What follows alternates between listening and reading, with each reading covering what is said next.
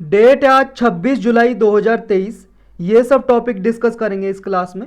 First topic है national dental commission bill 2023।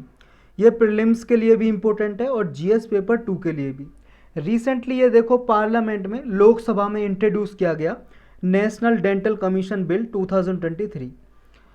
Dental आप जानते हो, दांतों के जो डॉक्टर होते हैं डेंटल डॉक्टर बोलते हैं, उसी के लिए ये नया बिल पेश किया है। इससे पहले देखो डेंटिस्ट एक्ट 1948 बना हुआ है हमारे इंडिया में, जिसके थ्रू हम जो डेंटल एजुकेशन होती है उसको रेगुलेट करते हैं हमारे इंडिया में।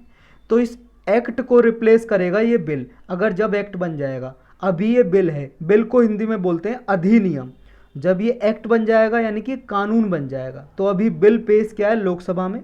तो जब ये बिल पास हो जाएगा लोकसभा से, राज्यसभा से, और प्रेसिडेंट अपनी एसेंट दे देंगे यानी कि साइन कर देंगे, तो ये बिल बन जाएगा, कानून एक्ट बन जाएगा।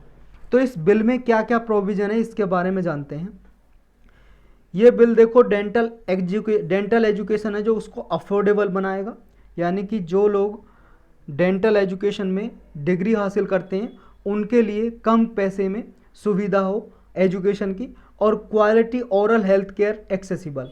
और जो डेंटल यानी कि दांतों के डॉक्टर बहुत ज़्यादा फीस लेते हैं, इसको भी एक्सेसिबल बनाना, ये इस बिल में प्रोविज़न है। डेंटल काउंसिल ऑफ इंडिया है जो, ये देखो इसको रिप्लेस करेगा डेंटल जो कमीशन है। अभी जो हमारे इंडिया में डेंटल एजुकेशन को रेगुलेट करता है काउंसिल करती है, डेंटल काउंसिल ऑफ इंडिया। इसको बदल के इस बिल के तहत नेशनल डेंटल कमीशन बनाया जाएगा। ये जो नेशनल डेंटल कमीशन होगा इसमें क्या क्या कौन कौन से मेंबर होंगे, किस तरह से काम करेगा। जो नेशनल डेंटल कमीशन है ये पॉलिसी बनाएगा, स्टैंडर्ड बनाएगा डेंटल एजुकेशन के लिए और प्रोफेशन के लिए। जो डेंटल जो कॉलेज होते हैं उनमें जो टीचर होते हैं उनके लिए भी पॉलिसी बनाएगा, और डेंटल एजुकेशन के लिए भी क्वालिटी एजुकेशन मिल सके उसके लिए। इसमें देखो ये प्रोविज़न भी है, जो प्राइवेट डेंटल कॉलेज हैं उनमें जो 50% सीट होती हैं उनकी फ़ीस को रेगुलेट करेगा यह नया कमीशन। यानी कि जो प्राइवेट डेंटल कॉलेज ज़्यादा फ़ीस रखते हैं वो ज़्यादा फीस ना रख सकें, उनकी फ़ीस भी निर्धारित करेगा आधी सीट की। जैसे मान लो एक प्राइवेट कॉलेज में 1000 सीट हैं, तो उनमें से 500 सीट पे ये कितनी फ़ीस रखेंगे, किस तरह से वो बच्चों को हायर करेंगे, किस कम्युनिटी से करेंगे, ये भी निर्धारित करेगा नेशनल डेंटल कमीशन। कौन कौन मेंबर होंगे इस कमीशन में, इसमें देखो जैसे नेशनल मेडिकल कमीशन बनाया था ना कुछ समय पहले, उसी तरह से इसमें भी नेशनल डेंटल कमीशन में मेंबर होंगे, उसी तरह से एक काम करेगा। जो नेशनल मेडिकल कमीशन बनाया था उसने मेडिकल काउंसिल ऑफ इंडिया को रिप्लेस किया था, और जो नेशनल डेंटल कमीशन बनाया जा रहा है ये डेंटल काउंसिल ऑफ इंडिया को रिप्लेस करेगा। तो नेशनल डेंटल कमीशन में मेंबर कौन होंगे, कितने होंगे। इसका जो हेडक्वार्टर है न्यू दिल्ली में बनाया जाएगा। इसमें एक चेयरपर्सन होगा यानी कि अध्यक्ष, 8 एक्स ऑफिशियो मेंबर होंगे। एक्स ऑफिशियो मेंबर का मतलब ये है कुछ ऐसे मेंबर होंगे कुछ पोस्ट पे होंगे तो वो ऑटोमेटिकली इसके मेंबर बन जाएंगे। 24 पार्ट टाइम मेंबर होंगे। इनको अपॉइंट कौन करेगा, नियुक्ति कौन करेगा इन मेंबर की, सेंट्रल गवर्नमेंट करेगी। जो नेशनल मेडिकल कमीशन के मेंबर हैं, जो अभी नेशनल मेडिकल कमीशन बना हुआ है उसके मेंबर कुछ हेल्थ मिनिस्ट्री, और ये आपके एम्स से कुछ मेंबर आएंगे। ये 8 मेंबर होंगे एक्स ऑफिशियो मेंबर। एम्स से कुछ डॉक्टर आएंगे एक्सपर्ट इस नेशनल डेंटल कमीशन के मेंबर बनने के लिए, 8 मेंबर में से कुछ नेशनल मेडिकल कमीशन के मेंबर और हेल्थ मिनिस्ट्री, ये इसके 8 एक्स ऑफिशियो मेंबर होंगे। जो 24 पार्ट टाइम मेंबर होंगे, ये देखो इनमें से 19 जो मेंबर होंगे वो रोटेशनल बेसिस पे अपॉइंट किए जाएंगे। कहाँ से आएंगे वो, स्टेट और यूनियन टेरिटरी नॉमिनेट करेगा। हमारे जो इंडिया के राज्य हैं और यूनियन टेरिटरी है 2 साल के लिए 19 मेंबर वो नॉमिनेट करेंगे, एक तरह से अपॉइंट करेंगे, इसमें नियुक्ति करेंगे रोटेशनल बेसिस पे। जैसे मान लो इस बार इस स्टेट ने कर दिया 2 साल के लिए अपने स्टेट से कोई मेंबर एक्सपर्ट, और अगले बार दूसरा स्टेट या यूनियन टेरिटरी करेगा। इस तरह से रोटेशनल बेसिस पे होंगे। और जो बाकी के 5 मेंबर बचे हैं, क्योंकि ये तो 19 मेंबर हुए हैं, बाकी के जो 5 मेंबर हैं वो 5 मेंबर क्या करेंगे, वो 5 मेंबर मतलब कौन अपॉइंट करेगा उनको, देखो 4 साल के लिए अपॉइंट किया जाएगा, 4 साल के लिए। इनमें डेंटल फैकल्टीज होंगी जो सेंट्रल और स्टेट गवर्नमेंट के जो इंस्टीट्यूशन हैं उनसे आएंगे।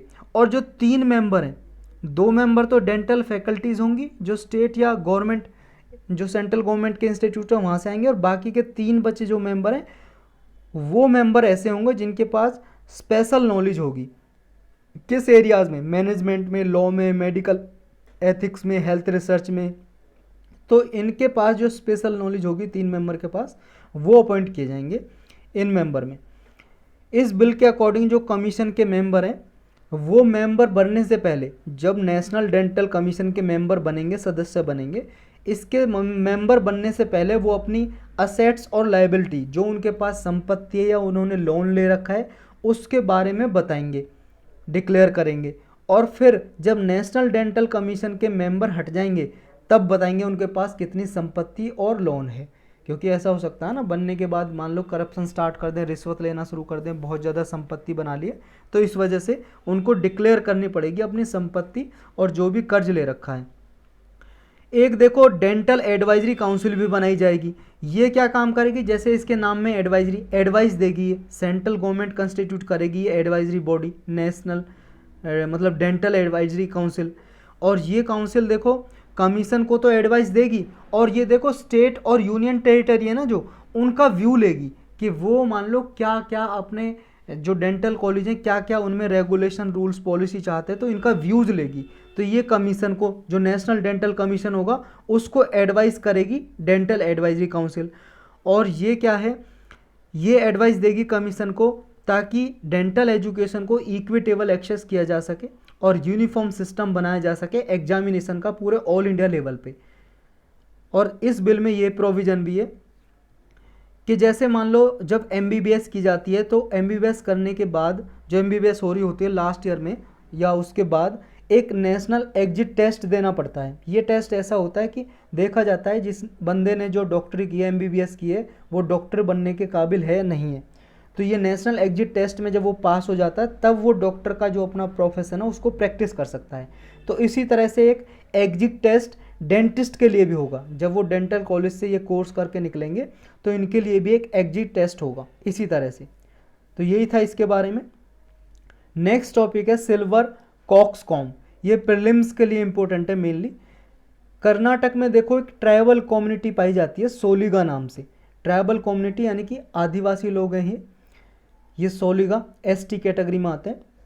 तो ये कम्युनिटी है जो ये सिल्वर कॉक्सकॉम का यूज करती है अपने खाने पीने के लिए और भी कई सारे मेडिसिनल पर्पज़ के लिए यूज करती है। ये अभी इसलिए न्यूज़ में है सोलिगा ट्राइबल कम्युनिटी की वजह से। तो सोलिगा ट्राइबल कम्युनिटी के बारे में थोड़ा डिटेल से लास्ट में डिस्कस करेंगे। अभी जानते हैं सिल्वर कॉक्सकॉम क्या है। सिल्वर कॉक्सकॉम ये जो आप देख रहे हो ये इस तरह से, जैसे इसे वीड माना जाता है। वीड आप जानते हो, जैसे आपने मान लो धान बोए खेत में या वीट गेहूं बोया, किसान जो खेती करते हैं उनमें अनवांटेड जो प्लांट होते हैं, ऐसे पौधे जो ज़रूरत नहीं होती अपने आप उग जाते हैं, तो उन्हें बोलते हैं वीड, खरपतवार। तो ये भी वीड समझा जाता है। ये जो प्लांट है एक छोटा सा प्लांट है, 50 से 60 सेंटीमीटर लंबा ये प्लांट है। और ये जो इसके फ्लावर टाइप है, इसमें जो थोड़ा सा छोटा मोटा सा लगता है इसमें फल वगैरह, ये खाने के लिए यूज होता है। इसका दवाइयों के लिए यूज होता है। इसके पिंकिश और सिल्की वाइट फ्लावर होते हैं जो इसमें लगते हैं। और ये कर्नाटक के चामराजनगर है, जो कर्नाटक की चामराजनगर डिस्ट्रिक्ट, वहाँ पे देखो ये जो सिल्वर कॉक्सकॉम है यहाँ पे इसको सोप्पू बोला जाता है, सोप्पू। और इसे और भी कई नाम से जानते हैं। इसे देखो लागोस स्पिनाच के नाम से भी जानते हैं। और ये अमरांतासी फैमिली से है, जिस फैमिली से जो स्पिनाच है पालक होती है उस फैमिली से ही बिलोंग करता है। इससे देखो इसी तरह इंपॉर्टेंट है प्लांट, जैसे स्पिनाच पालक होती है, बीट रूट होता है, चुकंदर, क्विना होता है, ये जो इम्पोर्टेंट है इसी तरह से ये भी इम्पोर्टेंट है। इसको देखो तमिलनाडु में और मराठी भाषा में और भी नाम से जाना जाता है। जैसे मराठी में इसे सेलोसिया अर्जेंटी या कुर्डू के नाम से जानते हैं, कुर्दू या कुर्डू। और पेन्नाई किराई नाम से जानते हैं तमिल भाषा में, तमिलनाडु में। ये डॉट लाइक कंडीशन में होता है और फैलो लैंड में भी उग जाता है ये, मतलब जहाँ पे सूखा पड़ती है कोई प्लांट नहीं उग सकता वहाँ पे भी ये उग जाता है। और ये जो प्लांट होता है इसके जो पत्ते हैं उसमें लोअर लेवल ऑक्जेलिक एसिड और फाइटिक एसिड होता है, यानी कि ये जो एसिड है इसमें बहुत ही कम मात्रा में होते हैं, ऑक्जेलिक एसिड और फाइटिक एसिड। तो इसका बेनिफिट क्या है इस प्लांट का, जैसा हमने ऊपर पढ़ा, इसके देखो न्यूट्रिशस तो है ही है और दवाइयों के लिए भी यूज होता है। कौन कौन से न्यूट्रिएंट्स पाए जाते हैं, ये देखो वेजिटेबल की तरह यूज होता है, इसका वेजिटेबल सब्जियां बनाते हैं सोलिगा ट्राइब के लोग, जैसे पालक की सब्जी बनती है, साग बनता है, इसी तरह से। इसमें देखो बीटा कैरोटीन पाया जाता है, फॉलिक एसिड पाया जाता है, विटामिन ई, कैल्शियम और आयरन की भरपूर मात्रा पाई जाती है। ट्रेडिशनली देखो ये चाइनीज और इंडियन लोग थे वो मेडिसिन की तरह यूज करते थे इसको, जैसे आई डिसीज, आंखों में कोई बीमारी है, अल्सर हो जाता है, उसे ठीक करने के लिए यूज करते थे। अब जान लेते हैं सोलिगा ट्राइब के बारे में। ये कर्नाटक की इंडिजीनस ट्राइब है, यानी कर्नाटक के मूल निवासी हैं ये। कर्नाटक में जो बिलीरंगा रंगन हिल्स हैं, बिलीरंगा रंगन की पहाड़ियाँ हैं और महादेश्वर की पहाड़ियाँ हैं चामराजनगर डिस्ट्रिक्ट में, उसके आसपास ये रहते हैं सोलिगा ट्राइब के लोग। और देखो ये जो ट्राइबल इसलिए भी इम्पोर्टेंट है, ये पहले ट्राइबल कम्युनिटी हैं जिनको फॉरेस्ट राइट मिला था। जब ये फॉरेस्ट लॉ बनाया था ना, फॉरेस्ट राइट एक्ट 2006, उसमें जो ये जो ट्राइब है ये टाइगर रिजर्व के कोर एरियाज में रहती थी। तो टाइगर रिजर्व है उसके कोर एरियाज में, और वहाँ पे पहली ये ट्राइबल कम्युनिटी है जिसको फॉरेस्ट राइट मिले थे उस लॉ के अकॉर्डिंग। नेक्स्ट टॉपिक है इनिशिएटिव लॉन्च्ड अंडर प्रधानमंत्री फसल बीमा योजना। ये प्रीलिम्स के लिए भी इंपॉर्टेंट है और मेंस में भी, जीएस पेपर 2 और 3 के लिए। Ministry of agriculture and farmer welfare है जो कृषि और किसान कल्याण मंत्रालय, इसने ये देखो प्रधानमंत्री फसल बीमा योजना के अंदर ये 3 प्लेटफॉर्म नेटवर्क लॉन्च किए हैं। एक है ये मतलब पोर्टल है, एक तरह से पोर्टल का मतलब इंटरनेट पे साइट या इनकी एप्लीकेशन होगी मोबाइल पे। एक का नाम है विंड्स पोर्टल, इसका मतलब है weather information network data system. ये क्या है, वेदर के बारे में जानकारी देगा किसानों को। एक है एड मोबाइल ऐप, इसमें क्या है कि जो भी मान लो स्कीम योजना चलाई जा रही है किसानों के लिए, वो आसानी से यहाँ पे अपने आप को एनरोल करा सकेंगे। ये मोबाइल एप्लीकेशन होगी, एड mobile application. Yield estimation system YES tech एक मैनुअल होगा। इसमें क्या है कि इसमें किसानों को बताया जाएगा कि उनकी किसान जो वो फसल बो रहे हैं वो फसल की कितनी प्रोडक्टिविटी होगी, मतलब उसमें कितना अनाज होगा, ये एस्टिमेशन बताएगा ये जो यस टेक मैनुअल है। तो ये सारा डेटा किसान यूज कर सकेंगे अच्छी फसल लेने के लिए। और ये प्रधानमंत्री फसल बीमा योजना के अंदर लॉन्च किया गया है। और ये योजना क्या है, ये 2016 में सेंट्रल गवर्नमेंट ने लॉन्च की थी। इसमें दोनों मिलकर खर्चा उठाते हैं, सेंट्रल और स्टेट गवर्नमेंट। इसमें क्या है, किसानों की जो फसल है उसका इंश्योरेंस किया जाता है, बीमा किया जाता है। और इसमें देखो जो खरीफ की फसलें हैं, खरीफ की फसलें कौन सी होती हैं, जो जून से सितंबर में बोई जाती है, जैसे धान, उनके लिए 2% प्रीमियम देना पड़ता है बस किसान को। देखो जब बीमा कराया जाता है, जैसे आप बैंक से लोन लेते हो तो आप इंस्टॉलमेंट देते हो, इंस्टॉलमेंट यानी कि किस्त बोलते हैं हिंदी में, किस्त देते हो महीने में अपना लोन चुकाने के लिए। जब आदमी इंश्योरेंस कराता है तो इंश्योरेंस के लिए कुछ पैसा देता है किस्त की तरह महीने में या साल में, तो उसको बोलते हैं प्रीमियम। तो ये प्रीमियम की जो राशि है, प्रीमियम की जो राशि अमाउंट है, देखो इसमें 98% के लगभग तो सेंट्रल और स्टेट गवर्नमेंट देंगे किसान का। बाकी का जो है लगभग 2% खरीफ सीजन की फसलों के लिए 2% किसान प्रीमियम देगा, और 1.5% यानी कि 1.5% देगा रबी सीजन की फसलों के लिए, जैसे गेहूं की फसलों के लिए, और 5% देगा हॉर्टिकल्चर के लिए। हॉर्टिकल्चर में आते हैं जैसे कोई फ्रूट, फल या सब्जियों की खेती करता है, उनके लिए 5% राशि देगा इंश्योरेंस कराने के लिए। और इंश्योरेंस ऐसा है, मान लो किसान की जो फसल है वो ख़राब हो जाए, ओले पड़ जाएं या साइक्लोन आ जाए, फ्लड आ जाए या अर्थक्वेक आ जाए, किसी से भी ख़राब हो जाए फसल, तो उसके लिए बीमा हो रखा है। तो किसान की जो फसल का जितना नुकसान हुआ है तो सेंट्रल गवर्नमेंट ने जो ये बीमा किया है तो वो देती है। जिस कंपनी के थ्रू बीमा कराया, इंश्योरेंस कराया, तो वो कंपनी पैसे को देती है किसान को। तो यही था इसके बारे में। नेक्स्ट टॉपिक है 6th person Geneva patient use नहीं क्योर्ड ऑफ HIV। ये प्रीलिम्स के लिए इंपॉर्टेंट है मेनली। देखो ये 6वां आदमी है जिसको HIV से ठीक किया गया है। HIV आप जानते हो, एड्स हो जाता है, एड्स की बीमारी, HIV वायरस का नाम है। तो ठीक किया गया है पेशेंट का नाम रखा है जेनेवा पेशेंट। देखो जो आदमी का नाम है वो तो होगा ही, नाम रख देते हैं उसका जेनेवा पेशेंट। जेनेवा स्विट्जरलैंड में एक शहर है, उसके नाम पे रख दिया, वहाँ का पेशेंट होगा ही।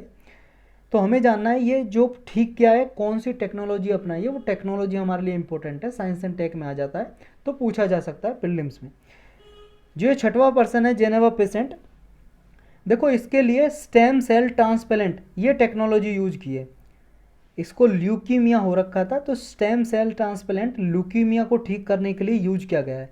इससे क्या है, जो HIV जो वायरस है वो भी सप्रेस हो गया उसकी बॉडी से। और देखो HIV वायरस होता है, एड्स को ठीक करने के लिए एंटी रेट्रोवायरल थेरेपी दी गई थी। तो एंटी रेट्रोवायरल थेरेपी दी जाती है, इस पेशेंट को भी दी गई थी।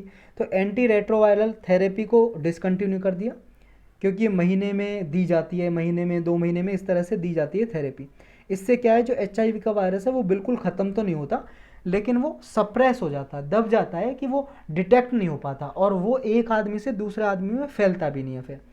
तो ये एंटी रेट्रोवायरल थेरेपी को रोक के उसको स्टेम सेल ट्रांसप्लांट दिया गया, जिसकी वजह से ये वायरस सप्रेस हो चुका है। लेकिन अभी भी जो ये वायरस है उसके बॉडी में प्रेजेंट है, उसकी बॉडी अभी भी ससेप्टेबल है HIV के लिए। तो हो सकता है दोबारा से वायरस उसकी बॉडी में आ जाए, लेकिन अभी तक सप्रेस है, वो ठीक अच्छे से काम कर रही है उसकी इम्यूनिटी जो है बॉडी की। क्योंकि देखो जब HIV हो जाता है तो बॉडी की जो इम्यूनिटी सिस्टम है, प्रतिरोधक क्षमता, वो बिल्कुल ख़त्म हो जाती है, ना के बराबर। क्या होता है, मान लो जुकाम भी हुआ तो जुकाम भी कितनी दवाई ले लो ठीक नहीं होगा, बुखार हो गया तो कितनी दवाई ले लो ठीक नहीं होगा, ऐसी कोई हानिकारक बीमारी ऐसी हो गई तो ठीक नहीं होगा, यानी कि उसकी मृत्यु निश्चित है। तो अभी देखो कंप्लीट इलाज तो है नहीं HIV का, लेकिन कुछ ऐसी ये टेक्नोलॉजी है जिनके थ्रू वायरस को सप्रेस किया जाता है, जैसे स्टेम सेल ट्रांसप्लांट। तो ये क्या है स्टेम सेल ट्रांसप्लांट? देखो स्टेम सेल क्या होती है, इसके लिए साइंस एंड टेक की प्लेलिस्ट में डिटेल में लेक्चर पड़ा हुआ है, तो वहाँ पे डिटेल में आप देख सकते हो। कई बार क्वेश्चन पूछा गया इससे रिलेटेड, मेंस में भी पूछा गया, प्रीलिम्स में कई बार। तो जानते हैं स्टेम सेल ट्रांसप्लांट। देखो ह्यूमन बॉडी में ही पाई जाती हैं स्टेम सेल, आपकी बॉडी में, सबकी बॉडी में पाई जाती है, लेकिन कुछ पर्टिकुलर एरिया है, और ये मेनली पाई जाती है जब बच्चे का जन्म होता है ना, और बच्चे का जो यूम्बिलिकल कॉर्ड होता है, अम्बिलिकल या यूम्बिलिकल कॉर्ड बोलते हैं, मतलब जो नाभि होती है, नाभि जो नाभि जुड़ी होती है माता के गर्भ से, जो गर्भनाल होता है, उस जो होता है नाभि पे उम्बिलिकल कॉर्ड, तो उसमें होते हैं स्टेम सेल। ऐसे ही एडल्ट स्टेम सेल भी होते हैं जो ह्यूमन बॉडी में पाए जाते हैं, ये मोस्ट इंपॉर्टेंट होती हैं स्टेम सेल। ये स्टेम सेल कैसी होती हैं, ये देखो ऐसी होती हैं कि आपकी बॉडी में कोई हिस्सा डैमेज हो गया, तो इन स्टेम सेल में ऐसी कैपेबिलिटी होती है कि वो उसको दोबारा से रिकवर कर सके। मतलब आपकी बॉडी में कोई हिस्सा खराब हो गया और ये स्टेम सेल उसकी बॉडी में डाल दी जाए, उस आदमी की बॉडी में, तो जो हिस्सा खराब हुआ है ना, स्टेम सेल वहाँ जाके उन सेल को जनरेट कर देती हैं, दोबारा से पैदा कर देती हैं और ठीक कर देती हैं, ऐसी कैपेबिलिटी है। तो ये स्टेम सेल ट्रांसप्लांट का मतलब यही है कि इसमें क्या है, जो हेल्दी स्टेम सेल ली जाती हैं और वो पेशेंट है जो उसकी बॉडी में डाल दी जाती हैं, तो ये हेल्दी जो स्टेम सेल है डैमेज्ड और डिसीज स्टेम सेल को रिप्लेस कर देती हैं। तो ये stem cell specialized human cell होती हैं जो अपने आप को रेप्लिकेट करती हैं, मल्टीप्लाई, जैसे वायरस मल्टीप्लाई होता रहता है ना, 1 से बने, 2 से बने, 4 से बने, 8 से बने, 16 से बने, 32, ऐसे इस तरह से ये भी रेप्लिकेट करती रहती हैं। और डिफरेंट टाइप की सेल्स हैं जो बॉडी में, उनमें डिफ्रेंशिएट हो जाती हैं, मतलब स्टेम सेल अपने आप को डिफ्रेंशिएट कर लेती हैं बॉडी के सेल्स के हिसाब से, और उन सेल जो डैमेज है उनको दोबारा से रीजनरेट कर देती हैं। तो ये ट्रांसप्लांट का टारगेट यही होता है कि जो बॉडी की एबिलिटी ख़त्म हो गई है उससे दोबारा से रिस्टोर करना, और हेल्दी ब्लड सेल प्रोड्यूस करना, बॉडी की इम्यूनिटी सिस्टम है जो प्रतिरोधक क्षमता, उसको दोबारा से बूस्ट करना, प्रमोट करना, और जो बीमारियां हैं जैसे ल्यूकीमिया, लिम्फोमा, ऐसी बीमारी को ट्रीट करने के लिए स्टेम सेल ट्रांसप्लांट किया जाता है। तो आप समझ गए होंगे स्टेम सेल क्या है और किस तरह से ठीक करती हैं। तो ये जो स्टेम सेल है क्या HIV पेशेंट को ट्रीट करने के लिए यूज हो सकती हैं? और देखो एक बात और, क्योंकि देखो अभी जो आदमी बीमार है उसकी स्टेम सेल बॉडी से नहीं ली जा सकती, क्योंकि वो तो बीमार है ना, उसकी सेल तो डैमेज हो चुकी है, उसकी बॉडी से ली जाएंगे तो बीमार स्टेम सेल है। तो इसका एक ये चैलेंज आता है कि उसकी बॉडी में फिर स्टेम सेल लाए कहाँ से, तो ऐसा आदमी ढूंढा जाता है जिसकी स्टेम सेल उसकी बॉडी से मैच करती हो। तो ऐसा आदमी ढूंढना भी तो भाई साहब बहुत मुश्किल है ना, ये चैलेंज है, कहाँ कहाँ ढूंढते फिरोगे, तो इसलिए चैलेंज आता है। तो ये जो हेल्दी स्टेम सेल ढूंढना मुश्किल होता है कि उस पेशेंट से मैच कर दें और उसकी बॉडी में डाल दी जाए। हर एक बॉडी से थोड़ी ना निकाल के डाल दी जाएंगी, जिस आदमी को मैच करेंगे, जैसे ब्लड की तरह है, जैसे आपकी बॉडी में हर किसी आदमी का ब्लड थोड़ी ना चढ़ाया जा सकता है, जिस आदमी का मैच करेगा, ग्रुप मैच करेगा, वही ब्लड आपकी बॉडी में डाला जा सकता है ना। तो इस तरह से तो ये जो स्टेम सेल है क्या HIV पेशेंट को ट्रीट करने के लिए यूज हो सकती हैं। देखो जो स्टेम सेल ट्रांसप्लांट है ये रूटीन ट्रीटमेंट जो होता है HIV के लिए, उसके लिए ठीक करने के लिए बिल्कुल कंप्लीटली ठीक नहीं कर सकती, क्योंकि देखो यही प्रॉब्लम आती है मैचिंग, जो डोनर मैचिंग करने में, यानी कि कौन आदमी देगा स्टेम सेल, और इनका म्यूटेशन जो होता है। और ये देखो अधिकतर ना कॉकेशियन लोगों में पाई जाती हैं। कॉकेशस एक एरिया है अर्थ पे, कॉकेशस रीजन है जो, वहाँ पे जो लोग रहते हैं कॉकेशियन, उनमें मेनली ये क्या है, जो स्टेम सेल पाई जाती हैं उनकी बॉडी में कुछ सेल ऐसी हैं वो अपने आप को म्यूटेट करती रहती हैं, और इनमें देखो रिस्क भी बहुत कम है कि इनको HIV हो जाए, क्योंकि इनकी बॉडी में क्या है, जो HIV वायरस होता है ना, जैसे ही बॉडी में जाता है, जो इम्यूनिटी सेल है हमारी बॉडी की, जैसे मान लो ये सेल है इम्यूनिटी सेल, और यहाँ पे इस तरह से लगे होते हैं सेल में रिसेप्टर लगे होते हैं, इनको रिसेप्टर बोलते हैं।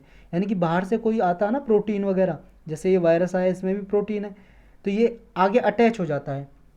तो जैसे HIV वायरस आएगा, HIV वायरस ये आया, मान लो ऐसा वायरस है, अब ये वायरस आएगा तो यहाँ पे अटैच हो जाएगा, मान लो इसकी टोपी इस तरह से बनी हुई है, ये आके यहाँ पे अटैच हो जाएगा, ये HIV वायरस हो गया अटैच। तो ये नॉर्मली जो पीपल हैं इस तरह से ये उसकी इम्यून सिस्टम से अटैच हो जाता है और बॉडी में इम्यून सिस्टम को डैमेज कर देता है। लेकिन जो कॉकेशियन पीपल है ना, इनकी जो सेल्स हैं ऐसी सेल हैं कि इनसे HIV वायरस अटैच नहीं हो सकता, ये रिजेक्ट कर देती हैं HIV वायरस को, यानी कि इनके बहुत ही कम चांस है कि कॉकेशियन पीपल इन्फेक्ट हो जाएं। तो ये इनके अंदर बहुत ही ऑटोमेटिकली इनका इम्यून सिस्टम बहुत ज़्यादा पावरफुल है, तो ये रिजेक्ट कर देती हैं HIV वायरस को भी। तो ये कॉकेशियन है जो अपने आप रिकवर कर देते हैं। तो ऐसी क्या क्वालिटी है इनमें कि अदर जो नस्ल के आदमी हैं वो नहीं कर पाते HIV वायरस को रिजेक्ट, लेकिन कॉकेशियन कर देते हैं। वो क्या कारण है जो हमने ऊपर समझा। और इनका एक ये जीन है स्पेशल CCR5 डेल्टा 32, ये जो है जीन म्यूटेट करता रहता है, अपने आप को चेंज करता रहता है। तो ये जो जीन है HIV वायरस को रिजेक्ट कर देता है, इनसे इम्यून सेल से अटैच नहीं हो पाता।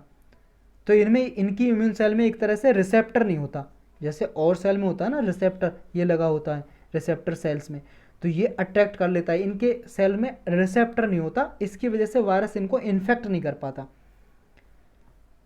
और HIV वायरस के लिए और ट्रीटमेंट जो किए जाते हैं वो एंटी रेट्रोवायरल थेरेपी है, जो अब तक इफेक्टिव मानी जाती है।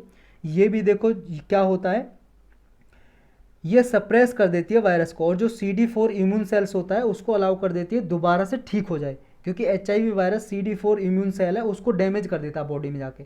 तो जब एंटी रेट्रोवायरल थेरेपी दी जाती है ठीक करने के लिए HIV पेशेंट को, तो ये CD4 इम्यून सेल को दोबारा से ठीक करने लगता है और वायरस को सप्रेस कर देता है, लेकिन कंप्लीटली ठीक नहीं करता, ये बात आपको याद करनी है। कंप्लीटली वायरस को रिमूव नहीं करता, बॉडी में रहता है, लेकिन हाँ अनडिटेक्टेबल रहता है, कि वो ऐसा है कि ट्रांसमिशन नहीं होगा एक पीपल से दूसरे पीपल में। तो यही था इसके बारे में, कुछ ये लिखा हुआ है देखो, अदर पेशेंट HIV वायरस से जो ठीक किए गए थे स्टेम सेल ट्रांसप्लांटेशन के थ्रू, वो कौन से थे। अभी तो देखो जेनेवा पेशेंट इसका नाम रखा था, ऐसे पेशेंट के नाम रखे थे जिनको ठीक किया गया है, मतलब कंप्लीटली नहीं सप्रेस कर दिया वायरस को, लेकिन उन्हें कहते हैं कि हाँ ठीक ही हो गया भाई साहब, अच्छे से नॉर्मली काम कर रहा है वो बंदा। तो स्टेम सेल ट्रांसप्लांटेशन से जो बंदे ठीक किए गए थे, आदमी ठीक किए गए थे, Berlin patient, London patient, New York patient, ये थे जिनको ठीक किया गया था। और ये स्टेम सेल थेरेपी यूम्बिलिकल कोड से स्टेम सेल ली गई थी, एडल्ट स्टेम सेल ली गई थी, और ये लेके ट्रांसप्लांट की गई थी। तो यही था इसके बारे में। नेक्स्ट टॉपिक है कंट्रोल्ड ह्यूमन इन्फेक्शन स्टडीज़। ये प्रीलिम्स के लिए इंपॉर्टेंट है और मेंस के लिए भी, GS paper 3 science and tech. देखो क्या होता है, जैसे इसके नाम में आ रहा है कंट्रोल्ड, कंट्रोल्ड का मतलब ऐसा कंट्रोल्ड इन्वायरमेंट रखा जाएगा और उसमें ह्यूमन को रखा जाएगा, मानव को, और वहाँ पे वायरस होंगे, बहुत सारे वायरस बैक्टीरिया। क्यों होंगे, क्योंकि इनसे ये पता लगाया जाएगा कि अगर इनके कांटेक्ट में आता है कोई आदमी तो किस तरह से उसकी बॉडी बिहेव करेगी, और उसकी बॉडी किस तरह से बिहेव करेगी उस हिसाब से उस बीमारी का ट्रीटमेंट किया जा सकता है, उसके लिए दवाइयाँ बनाई जा सकती हैं, उसके लिए वैक्सीन बनाई जा सकती हैं। इसलिए बहुत सारे जो कंट्री हैं वो रिसर्च करते रहते हैं, उनके साइंटिस्ट, कि ह्यूमन को रखा जाता है कंट्रोल्ड इन्वायरमेंट में और फिर उनके लिए दवाइयाँ और ये बनाई जाती हैं, तो इसी को बोलते हैं कंट्रोल्ड ह्यूमन इन्फेक्शन स्टडीज़। तो ये रिसर्च है जिसमें मानव को हेल्दी मानव होता है और अपनी मर्जी से उन्हें पूछा जाता है कि भाई साहब आप आना चाहते हो, नहीं, अब वॉलंटरी जो होते हैं अपनी मर्जी से हेल्थी वॉलंटियर को रखा जाता है पैथोजन के सामने। पैथोजन मतलब ऑर्गेनिज्म जो बीमारी फैलाता है, कोई भी रोगाणु हो सकता है, वायरस, बैक्टीरिया, तो रखा जाता है। जैसे बीमारी होती है डिसीज़, जैसे मलेरिया, टाइफाइड, डेंगू, तो इस तरह के वायरस या जो पैरासाइट है या बैक्टीरिया, इनके कांटेक्ट में लाया जाता है उसको, और फिर देखा जाता है कि किस तरह से इनको प्रभावित करता है। उस हिसाब से उनको ट्रीट करने के लिए वैक्सीन डेवलप की जाती हैं या फिर दवाइयाँ डेवलप की जाती हैं। इसी को बोलते हैं कंट्रोल्ड हेल्थ इन्फेक्शन स्टडीज़। अब जानते हैं इनके कुछ इश्यूज़ हैं, परेशानियाँ हैं। अगर कंट्रोल्ड ह्यूमन इन्फेक्शन स्टडीज़ किए जाएंगे, इनकी परेशानियाँ हैं। पहली परेशानी, चैलेंज क्या है? Ethical sensitivity. देखो भाई साहब, आप हेल्थी वॉलंटियर को रख रहे हो, पता चला वो रखा है आदमी कंट्रोल्ड इन्वायरमेंट में, मतलब एक रूम में रखा है, यहाँ पे वायरस और बैक्टीरिया वगैरह के अंदर वो रखा है आदमी, पता चला उसको बीमारी हो गई, और उसको बीमारी होने के बाद चलो उसकी बॉडी ने तो अपने आप को कंट्रोल इन्वायरमेंट में था, उसकी बॉडी ने अपने आप को मतलब एक तरह से प्रोटेक्ट कर लिया, उसके इम्यूनिटी सिस्टम ने, लेकिन उसमें मान लो सप्रेस्ड फॉर्म में वो वायरस बैक्टीरिया उसकी बॉडी के अंदर था और वो कम्युनिटी के कांटेक्ट में आता तो और सारे लोगों को फैल गए, ऐसा हो सकता है। तो एथिकल सेंसिटिविटी। दूसरा है डिसप्रपोर्शनेट पेमेंट। देखो, कंट्रोल इन्वायरमेंट में रखा जाता है वॉलंटियर को, पार्टिसिपेट किया जाता है, रिस्की होता है बहुत ज़्यादा, और उनको पेमेंट भी अच्छी इंड्यूसमेंट दिया जाए नहीं दिया जाए, इस पर भी कंसर्न है। Third party risk.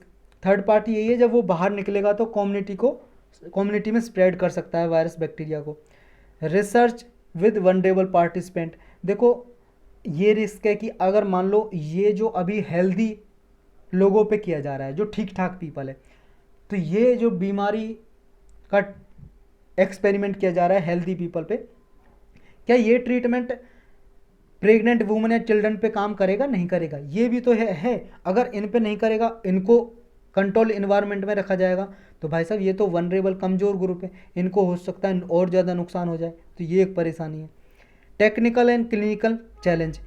देखो, ये तो चैलेंज आएंगे टेक्निकल सेफ्टी प्रोटोकॉल प्रोवाइड करने के लिए। लीगल कंटेंसस लीगल कंटेंसस आएगा, लॉ से रिलेटेड। सोशियो कल्चरल कंटेक्स्ट, ये क्या है, इसमें क्या है कि जो डिफरेंट कम्युनिटीज़ हैं उनकी एक्सेप्टेबिलिटी और फिजिबिलिटी को प्रभावित करेगा कंट्रोल्ड हेल्थ इन्फेक्शन स्टडीज़, तो ये एक इशू आएगा। लेकिन इन सारे इश्यूज़ को ना सॉल्व करने के लिए ये जो Indian council of medical research है हमारे इंडिया की, उसकी बायोएथिक्स यूनिट है, उसने ना एक कंसेंसस पॉलिसी स्टेटमेंट रखी है ओपन पब्लिक में, मतलब इंटरनेट पे रख दी। उसमें कोई भी जाके अपना कमेंट कर सकता है कि इस जो स्टडी है कंट्रोल्ड हेल्थ इन्फेक्शन स्टडीज है जो हम करना चाह रहे हैं इंडिया में, क्या उसको आप चाहते हो कि इंडिया में हो ना हो, अपने कमेंट दे सकते हो आप। लेकिन ऐसा कितने लोगों को पता है? आम लोगों को थोड़ी ना पता होता है। जैसे आप आज आपने पढ़ लिया, न्यूज़पेपर में आया तो आपको पता है, लेकिन फिर भी क्या आप कमेंट करोगे उस पॉलिसी के बारे में कि करना चाहिए नहीं करना चाहिए, क्या और नुकसान हो सकते हैं? बहुत से लोग तो जानते ही नहीं है। कितने लोग जानते होंगे? ज़्यादा से ज़्यादा डॉक्टर या साइंटिस्ट जानते होंगे, वो करेंगे, है कि नहीं? तो इसका एक ये भी हार्मफुल है, इम्पैक्ट है। तो यही था इसके बारे में। नेक्स्ट टॉपिक है गोडा। ये एक प्लेस है जो न्यूज में है। गोडा कहाँ पे? झारखंड में। प्रीलिम्स के लिए इंपॉर्टेंट है। यहाँ पे देखो एक थर्मल पावर प्लांट है, ultra super critical thermal power plant जहाँ पे बिजली बनाई जाती है कोयले से। तो ये गोडा नाम की जगह यहाँ पे बिजली बनाई जा रही है 1600 मेगावाट। जितनी बिजली यहाँ पे बनाई जा रही है पूरी की पूरी 100% जो बिजली है वो बांग्लादेश को ट्रांसफ़र की जाएगी, बांग्लादेश में भेजेंगे हम यहाँ से, गोडा झारखंड से।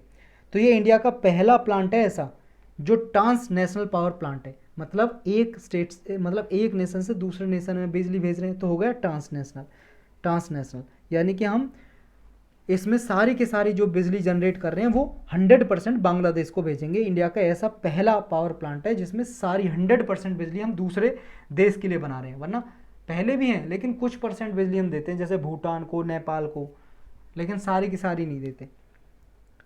तो ये प्लांट है जो इसमें 100% flue gas desulphurisation technology use की गई है, जिसमें कार्बन इमिशन कम हो, वाटर का वेस्टेज कम हो, इन्वायरमेंटल फ्रेंडली ऑपरेशन किए गए हैं इस प्लांट में बिजली बनाने के लिए। जो गोडा प्लेस है कहाँ पे लोकेटेड है? झारखंड में। झारखंड में देखो राजमहल कोल फील्ड बहुत ही फेमस है, राजमहल कोल फील्ड, वहाँ पे लाल मतिया में है ये, यहाँ पे है गोडा। और ये हिल अपने फॉरेस्ट, स्मॉल फॉरेस्ट के लिए जानी जाती है, और यहाँ पे पहाड़ी इलाका है गोडा, जो पहाड़ी इलाका है। ये ईसीएल कोल फील्ड भी है, इसका इंटीग्रल पार्ट है ये। और जो एशिया में बिगेस्ट जो ऐसे कोल फील्ड है उनमें से एक ये गोडा कोल फील्ड भी है। तो यही था इसके बारे में, और यही टॉपिक थे, कुछ वन लाइनर टॉपिक है उनके बारे में डिस्कस कर लेते हैं। एक देखो ये महादई या मादई, इसकी प्रोनाउंसिएशन कुछ और भी हो सकती है भाई साहब, गोवा में कोंकणी भाषा में। Mahadayi wild life sanctuary, wild life sanctuary को हिंदी में बोलते हैं वन्य जीव अभ्यारण्य। तो ये कहाँ पे? गोवा में, बस इतना जानना आपको, गोवा में। और जो ये महादई वाइल्ड लाइफ सेंचुरी है ना, इसमें 2 वाटरफॉल हैं, वाटरफॉल जो बहुत ही इम्पोर्टेंट है। एक है वज्र साकला वाटरफॉल, और एक है विरडी वाटरफॉल। तो इनके बारे में आपको पता होना चाहिए। एक देखो सिंड्रोम है जिसका नाम है फ्रेजाइल एक्स सिंड्रोम।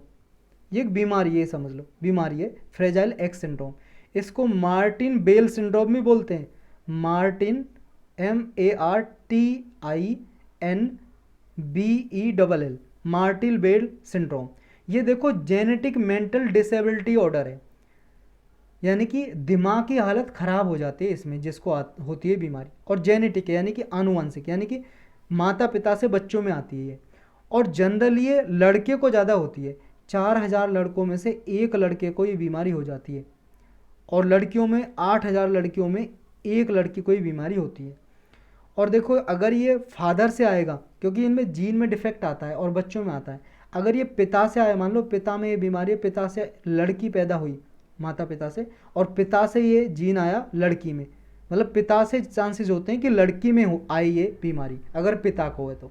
अगर माता को भी बीमारी हो रखी है तो हो सकता है लड़का लड़की दोनों को भी हो सकती है, किसी को भी हो सकती है बीमारी। तो इस बीमारी के बारे में बस इतना ही जानना आपको कि जेनेटिक डिसीज है। और यही टॉपिक थे आज के।